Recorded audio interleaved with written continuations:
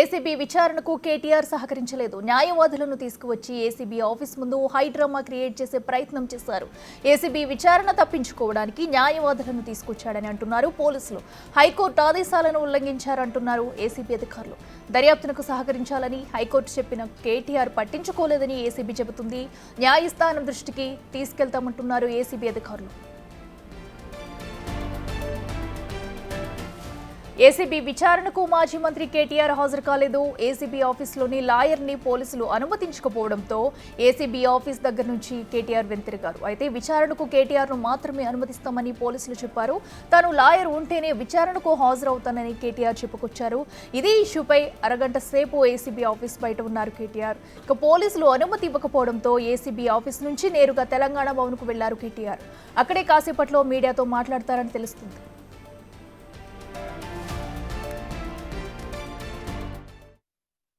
ప్రాథమిక హక్కులకు కూడా భంగం వాటిల్లకుండా చూసుకోవాల్సిన బాధ్యత నా మీద ఉంటుంది. అందుకే పోలీస్ అధికారులు అడిగారు, ఎక్కడన్నా లిఖితపూర్వకంగా ఉందా నా లాయర్ రాకూడదు, దయచేసి పెట్టే ఇవ్వండి అన్నాను. సో వారు సంప్రదిస్తున్నారు. నేను ఇక్కడ కేవలం ఇవాళ ఏసీబీ ఆఫీస్కి ఏం ఇన్ఫర్మేషన్ కావాలి, నన్ను వాళ్ళు అడుగుతున్న ఇన్ఫర్మేషన్ మొత్తం గవర్నమెంట్ దగ్గర ఉంది. నేను తీసుకున్న నిర్ణయం ఏదన్నా ఉంటే మినిస్టర్గా తీసుకున్నాను, గవర్నమెంట్గా తీసుకున్నాను. అట్లాంటప్పుడు నా దగ్గర ఉన్నదని సమాచారం వారు ఏదైతే అపోహపడుతున్నారు అదంతా మీ దగ్గరనే ఉంది. వాదనంతా కూడా నేను ఆల్రెడీ కోర్టులో చెప్పాను.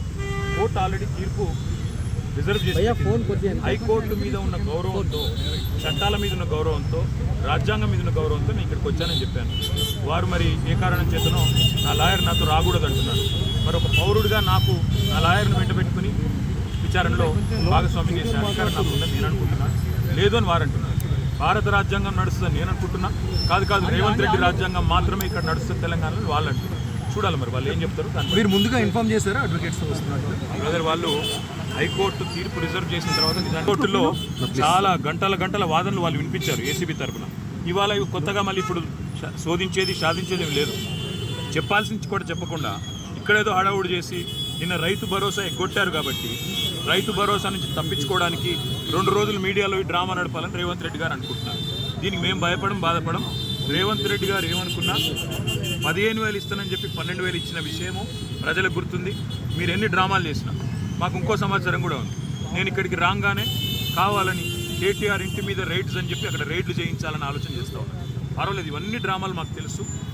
మీరు ఎన్ని డ్రామాలు చేసినా రాష్ట్ర ప్రజలకు నేను చేసే విజ్ఞప్తి ఒకటే, 420 హామీలు ఏవైతే రేవంత్ రెడ్డి ప్రభుత్వం ఇచ్చిందో అది అమలు చేసేదాకా కొట్లాడదాం.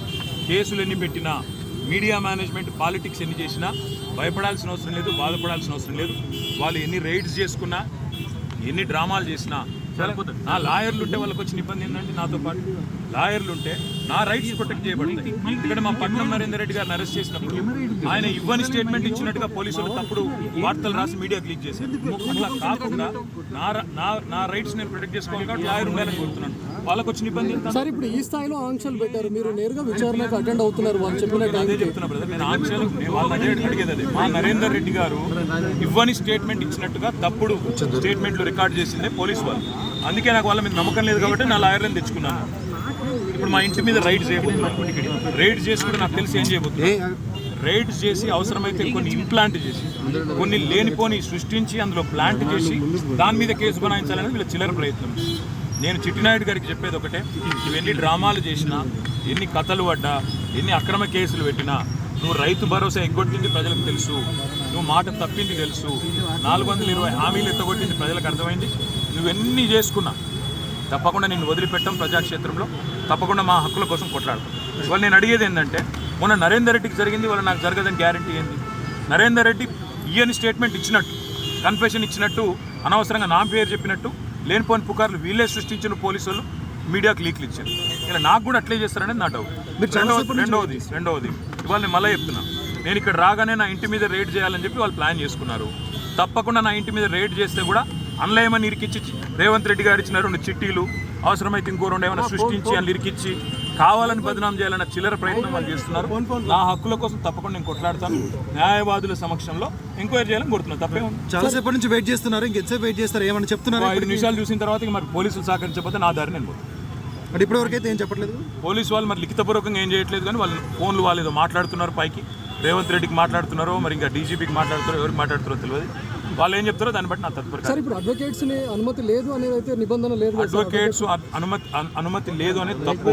మొన్న పట్నం నరేందర్ రెడ్డి మీద ఏ కుట్ర అయితే వీళ్ళు చేసిండ్రో, ఆయన ఈయని స్టేట్మెంట్ ఇచ్చినట్టు పోలీసు వాళ్ళు ఏదైతే దొంగ స్టేట్మెంట్ సృష్టించి ఆయనను నన్ను బద్నాం చేసే ప్రయత్నం చేసిండ్రో అది జరగకూడదన్నదే నా తాపత్రయం. అందుకే లాయర్ ఉండాలని నేను కోరుతున్నా.